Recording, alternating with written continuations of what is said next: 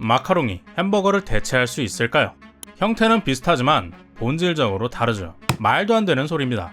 마찬가지로 모든 생명은 유일하고 다른 것으로 대체할 수 없죠. 그러나 우리 목숨은 종종 돈으로 환산됩니다. 허나 여기에는 아무도 질문하지 않죠. 죽는 건 어떤 기분이야? 오히려 영화를 시작하는 첫 질문은 순서가 뒤집힌 무례한 질문인데요. 죽어야 대답할 수 있는 질문을 산 사람에게 하는 상황이죠. 이 영화는 질문으로 시작해 질문으로 끝납니다. 소스를 먹어보라는 일파의 말에 미키는 뭘로 만들었냐고 묻죠. 모든 관객이 똑같은 질문을 떠올리며 소스의 정체에 찝찝해했을 겁니다. 그런데 일파는 순서가 틀렸다고 하죠. 일단 먼저 먹어보고 물어봐야 한다는데요. 이상한 생각이라고 느끼겠지만 인류의 많은 일들이 그래왔습니다. 질문하기 전에 일단 행동했죠. 이 영화의 복제인간도 그렇고 익스펜더블이라는 제도 역시 그렇습니다. 죽어야 대답할 수 있는 질문을 산 사람에게 하는 이 영화가 끝나갈 때쯤 이래도 괜찮을까? 라는 질문이 먼저였어야 한다는 걸 소스에 대한 질문으로 깨닫게 하고 있죠. 미키는 왜 익스펜더블이 되었을까요? 그는 자신이 해야 하는 일이 뭔지 의문을 품지 않았습니다. 그저 지구를 벗어나는 것이 중요했죠. 이 영화의 주인공 미키 반스는 흔한 주인공들과 다르게 성취하려는 목표가 없습니다. 영웅이나 부자가 되는 게 아닌 살고 싶어서 죽음에서 도망치는 이야기죠. 때문에 이 작품은 생존을 위한 몸부림이며 생존 욕구라는 원초적 본능을 돌아보는 이야기인데요. 하지만 살고 싶어 도망친 미키는 어느새 익숙하게 죽음을 받아들이고 있습니다. 다시 프린트되는 존재가 나의 연장이라고 생각했기 때문이죠. 그가 태어나는 복제시설 내부의 모니터에는 Mickey 1 was never found 라는 문구가 빠르게 스쳐 지나가는데요.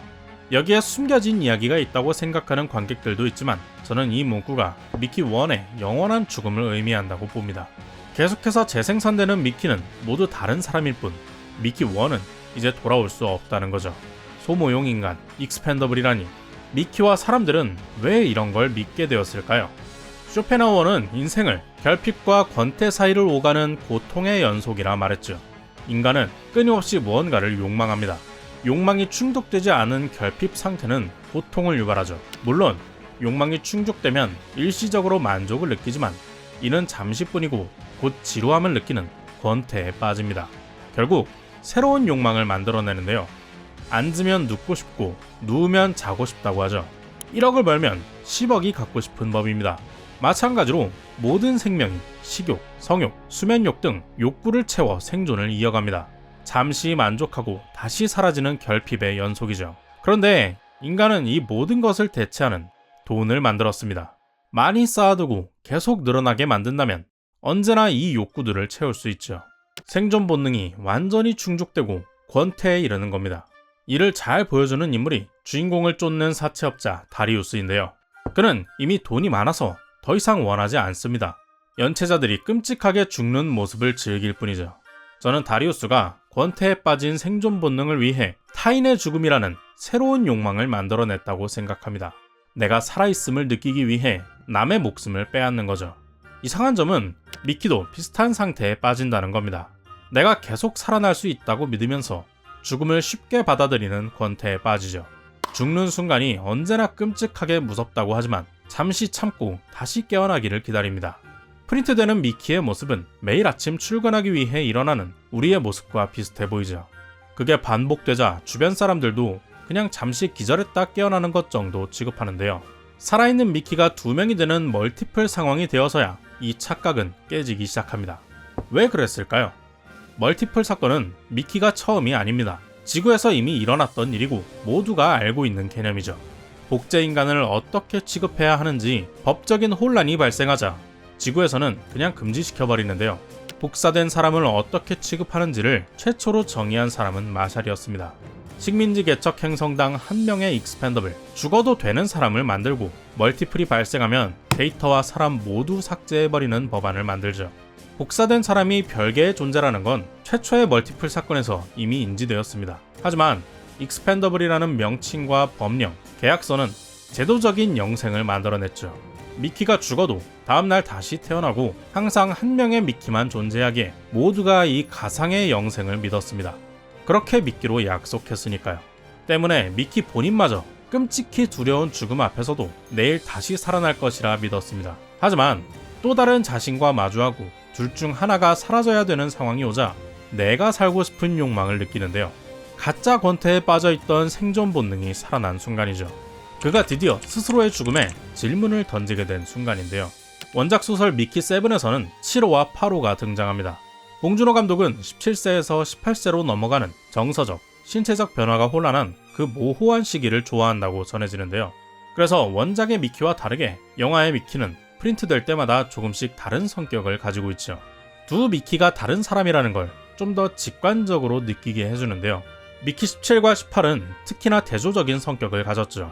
온순하고 이타적인 17호가 살기 위해 싸우고 이기적이고 폭력적인 18호가 자신을 희생하는 건 감독이 원했던 혼란한 변화를 보여주는 것 같습니다. 동시에 18호의 죽음은 멀티플은 어떤 존재인가 라는 질문의 기회가 또다시 사라지는 결과를 낳았는데요. 모든 사태가 끝나고 나샤가 위원회를 장악하자 인간 프린터를 폭파하는 결정이 내려집니다. 인간 복제 기술이나 멀티플에 대한 고민과 논의 없이 그냥 이 기술이 없던 시절로 돌아가 버리는 거죠. 감정적으로는 자신의 남친을 괴롭힌 것에 대한 나샤의 사적인 복수와 다름없습니다. 그래서 미키에게 폭파 버튼이 전해진 순간 그는 백일몽에 빠져 환상을 보는데요. 행동하기 전에 충분한 질문이 있었는가 라는 것을 깨닫는 장면이 바로 소스를 맛보라는 일파의 환각이었습니다. 그러나 깨어난 미키 17은 여전히 수동적이고 우유부단하게 권력의 재촉에 버튼을 눌러버리죠. 이때 버튼을 전해준 사람은 마샬의 쇼를 진행하고 디너 당첨자와 사진을 찍던 비둘기맨입니다. 그는 미디어를 상징하는 인물로 보이는데요. 권력의 말을 그저 전달하기만 하는 전서구의 형태죠. 식사 초대가 배양육 실험인지 프린터 폭파가 무엇을 의미하는지 메시지 안에 뭐가 담긴지도 모른 채 전달만 합니다. 비둘기맨도 익스펜더블도 자신에게 주어진 일에 질문하지 않고 정해진 대로 약속한 대로 행동만 하죠. 아무리 법안으로 정해져 있다지만 어떻게 사람 목숨을 소모용으로 쓸까? 나치의 악행이 적법한 행위였듯이 우리가 이미 겪었고 얼마든지 일어날 수 있습니다. 영화 속에서도 수많은 일들이 질문하거나 깊게 고민하지 않고 행해지죠. 마마 크리퍼는 자신의 동족인 루코의 죽음에 대해 인간 한 명의 목숨을 공평하게 요구합니다. 하지만 고유한 생명은 다른 것으로 대체될 수 없죠.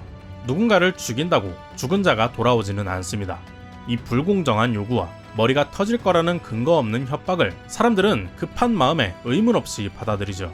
관객들 모두 마샬을 미워하고 있기에 당연히 그가 죽어야 한다고 생각하며 어서 미키의 복수가 실행되기를 기대하는데요. 빚을 못 갚으면 죽으라는 다리우스나 끝없이 죽는 것이 직업인 익스펜더블처럼 이 역시 불공정한 거래입니다. 마샬의 가혹행위가 체증되어 위원회에 의해 해임되고 체포되었듯이 적절한 논의와 절차, 제도가 있어야 했죠. 오늘날 우리가 생각하는 인간의 존엄성은 어느 날 갑자기 뚝딱 세워지지 않았습니다. 많은 종교적 성찰과 사람들의 믿음, 이를 기반으로 한 법적 제도로 만들어졌죠. 인간의 욕망은 영원히 채워질 수 없고 기술 발전은 그 권태 위에서 위험한 욕망을 발명해낼 겁니다. 때문에 미래의 기술을 상상하고 일찍이 질문을 던지는 SF 작품들이 더 나은 미래를 만들어주지 않을까 생각한 저는 영삭입니다. 여러분의 생각은 어떤가요? 댓글로 남겨주세요. 구독과 좋아요는 저의 결핍을 채워줍니다. 오늘도 긴 영상 시청해주신 여러분 고맙습니다.